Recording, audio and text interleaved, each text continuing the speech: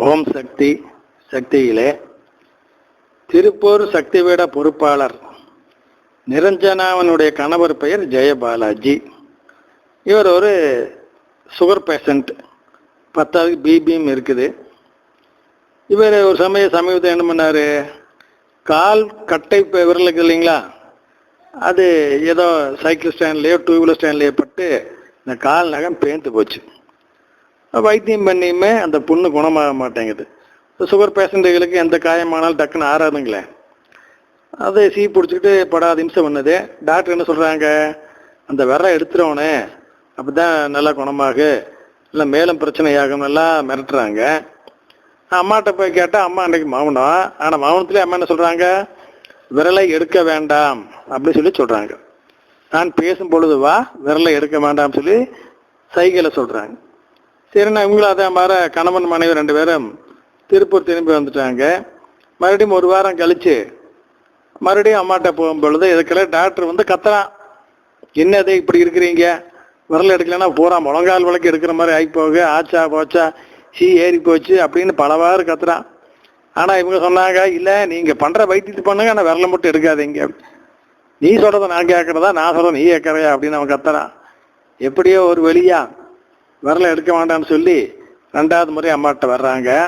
இப்போ அம்மா சொல்கிறாங்க, எளிமையான மருந்து என்ன, வேப்பெண்ணையை சூடு பண்ணி பச்சை கற்பூரத்தை அதில் பொடி செய்து போட்டு கலக்கி அந்த புண்ணுக்கு போட்டு வா, அந்த புண்ணை தடவிட்டு வா, எல்லாம் சரியாக போயிரும்போ. அவ்வளோதான் அம்மா சொன்னால் மருந்து. இவங்களும் அதே மாதிரி அப்போ அம்மாட்ட கேட்குறாங்க, அம்மா டாக்டர் பண்ணுற வைத்திய மருந்தையுமே தொடர்ந்து சாப்பிட்றதா இல்லை இதை மட்டும் போடுறதா, இல்லை அதையும் சாப்பிடு இதையும் செய்யின்னு சொல்லிட்டாங்க.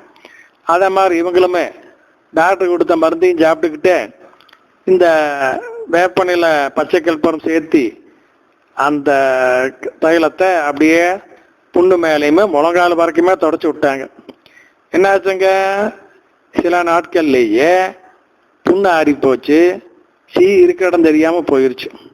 முழங்கால் வரைக்கும் ஏறி போச்சு, எடுத்தே தீரணும் அப்படின்னு சொன்ன டாக்டரு இப்போ மலைச்சி போய் நிற்கிறாரு. இப்படி பார்த்தீங்களா அம்மா மகிமையை. அது மட்டுமல்ல சக்திகளே, இதே ஜெயபாலாஜி சில வருடங்களுக்கு முன்னால் ஒரு ஆக்சிடென்ட்ல ஆகப்பட்டு கால் எலும்பு முறிஞ்சு போச்சுங்க. அதன் காரணமாக பிளேட் வச்சு அதை ஆப்ரேஷன் பண்ணி குணப்படுத்தியிருக்கிறாங்க. இப்போ இவர் என்ன பண்ணாருங்க, பாத்ரூமில் வலிக்கிட்டு விழுந்துட்டாருங்க. இவருக்கு போதாத காலம் பாவம், ஒன்று மேலே ஒன்று. அதனால அந்த பிளேட் வச்ச இடம் அடிபட்டு இருக்க மாட்டிருக்குது, அந்த இடத்த சுற்றியுமே ஃபங்கஸ் மாதிரி ஆகிட்டு இருக்குது அப்படின்னு எல்லாம் ஐயா அதை டாக்டர்கிட்ட போய் பார்த்தா ஒரு டாக்டர் சொல்கிறாரு, ஆமாம்மா இது உள்ளுக்களை எல்லாம் வந்து டேமேஜ் ஆகிருக்க மாட்டிருக்குது, பேட்டை எடுக்கணும் அப்படிங்கிறான். மறுபடியும் அம்மாட்ட வர்றாங்க. அம்மா என்ன சொல்கிறாங்க, எதுக்கும் இன்னும் சில டாக்டர்களை கன்சல்ட் பண்ணிவிட்டு அப்புறம் முடிவு பண்ணு அப்படின்னு அம்மா சொல்கிறாங்க. உடனே போய் பிளேட்டில் எடுக்க வேண்டாம்னு சொல்லின்னு சொல்கிறாங்க.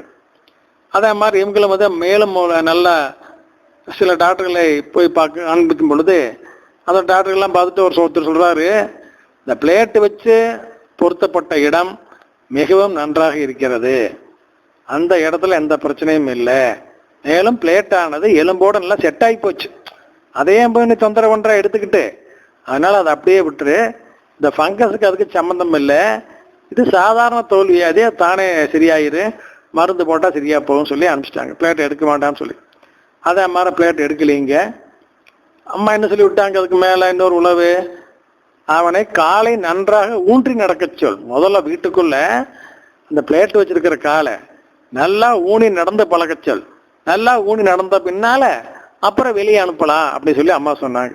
அதே மாதிரிங்க இவங்களும் வந்து அந்த பிளேட் எடுக்காம அப்படியே வைத்தியம் பண்ணிட்டு இருக்குங்காட்டி எல்லாமே குணமாயிடுச்சு. அவர் இப்போ காலை நல்லா ஊனி நடக்கிறாரு.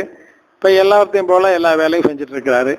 எப்படி பாருங்க அம்மா செய்கிறாங்கன்னு. கருணை கடல் பங்காரு அம்மா. ஓம் சக்தி.